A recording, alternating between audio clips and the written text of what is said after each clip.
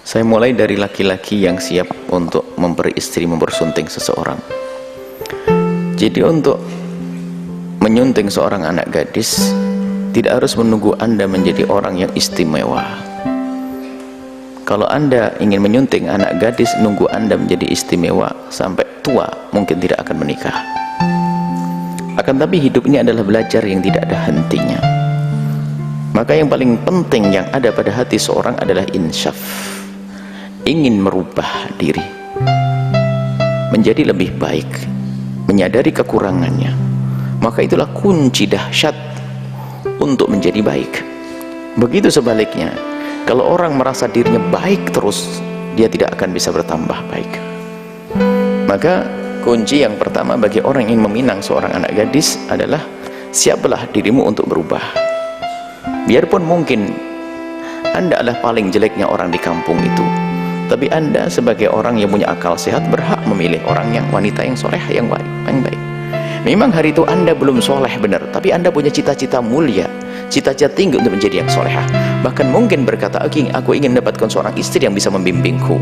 Sehingga alangkah banyaknya seorang suami yang tidak bisa membaca Al-Quran ternyata setelah menikah belajar dengan istrinya Al-Quran, belajar sholat dari istrinya ada. Tapi kuncinya keinsyafan.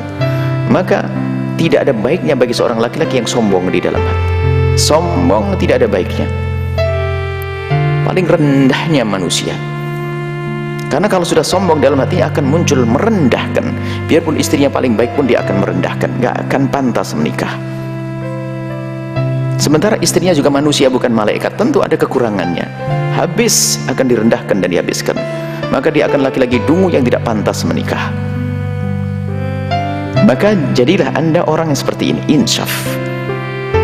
Insyaf ingin membuat perubahan. Kemudian setelah itu dalam keyakinan kita, memang kita akan mendapatkan setelah itu memilih seperti apa wanita solehah. Kriteria ya, bukankah Nabi mengajarkan kriteria? Tungkahul mar'atu li arba'in. Jika engkau ingin menikah seorang anak gadis, ada 4 pilihan, 4 kriteria. Ya li jamaliha, oke, kau mandang cantiknya. Wali hasabi li mahliha, mungkin melihat kekayaannya. Wali hasabiha, karakter sifat, dia lembut atau kasar, emosional atau macam-macam. Ini adalah dari sini. Baru ad-din lidiniha, agama. Agama ini bukan orang alimah, bukan. Agama ini adalah tampaklah ini mungkin wanita soleh. Agama adalah rasa patuh yang ada dalam diri wanita terhadap syariat. Patuh.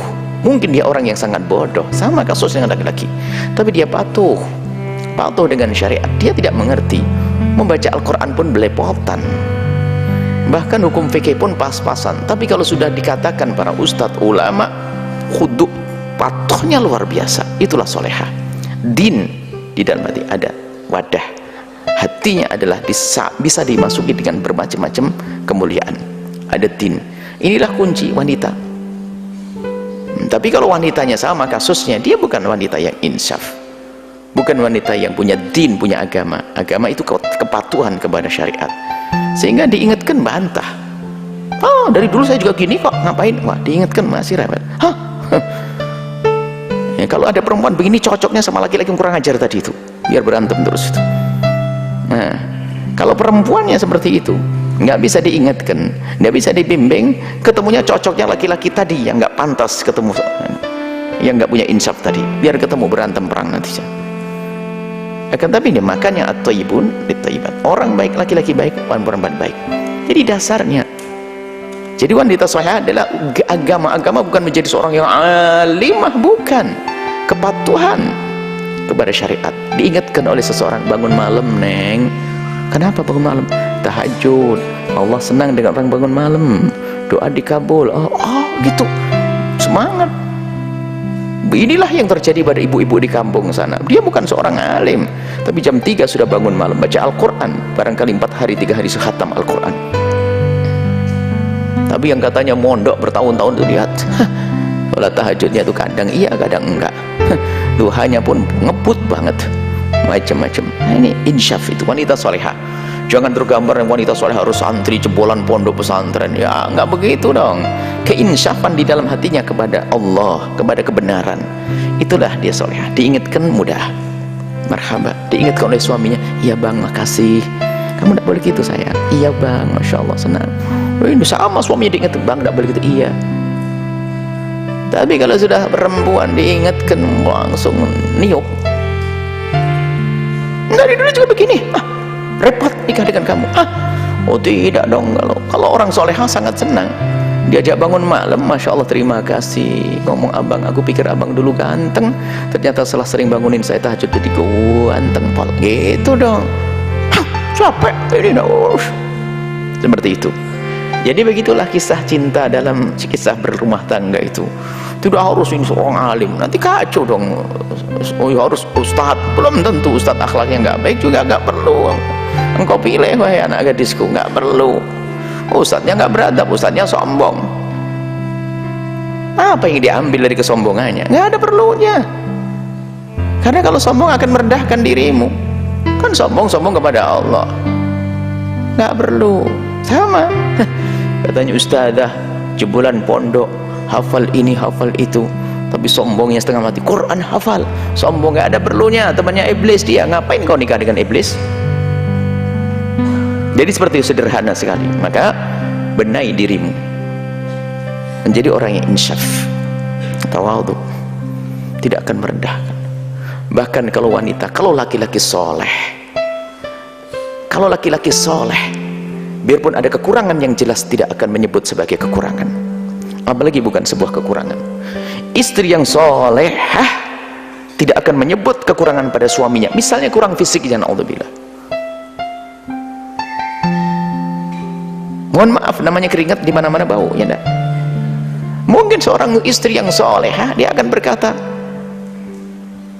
ini ciri khas suamiku. Nggak akan ngatakan, kenapa baumu gitu? Coba mandi. Kalau sudah berani membicarakan fisiknya manusia, paling rendahnya perempuan. Laki-laki berani menjelekkan fisiknya istrinya, paling jeleknya laki-laki.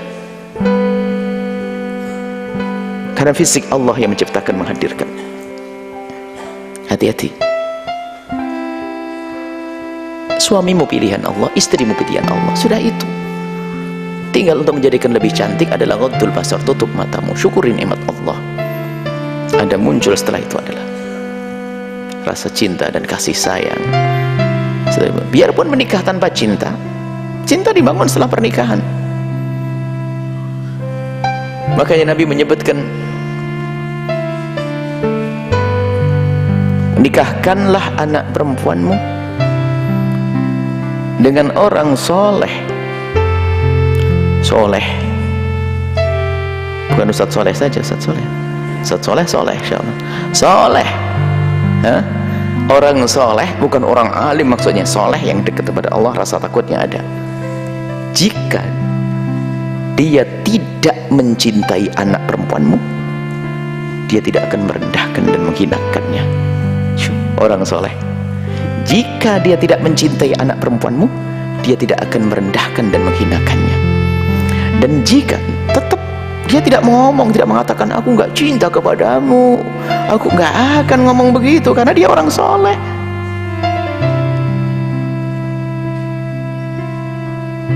Orang soleh jangan bodoh-bodoh amat deh. Aku sebenarnya nikah dengan kamu nggak cinta. Kemudian jika suami itu mencintai putrimu, niscaya dia akan memuliakannya. Di saat tidak mencintai, tidak menghinakannya, akan melaksanakan kewajiban-kewajibannya. Itu orang soleh. Anak-anakku semuanya, jadilah orang soleh. Jadilah wanita solehah. Bukan karena ilmu nanti, alim bukan. Iblis alim, terkutuk dia, sombong. Jadi seperti itu ya, tapi ini Allah. Insya Allah yang bertanya langsung nikah habis ini ya. Benar diri, jangan nunggu saya pengen bersama ya sudah, saya jelek, insaf, saya minta maaf, menyesal saya malam, baru ngelamar. Nggak diterima gimana? Bodoh utuh cari yang lain lagi. Jadi harus ada target. Ngelamar tuh yang bener. Ngelamar itu yang bener. Jangan hanya, makanya repotnya kalau orang sudah jatuh cinta dulu. Ini kan masuk dalam wilayah dipaksa, dia dipaksa oleh hati yang mendahului dengan cinta, nggak bisa milih setelah itu. Kenapa kamu milih dia? Nggak tahu. Nggak tahu. Gila, kenapa kamu mau nikah dengan dia? Nggak tahu. Ada kriteria, dia soleh, dia baik, dia seperti itu ya. Itu ya anak-anakku yang soleh dan yang solehah ya. Benahi dirimu, maka Allah akan kirim orang yang akan bisa menyempurnakan upaya untuk benah diri. Niat yang baik, niat karena Allah SWT.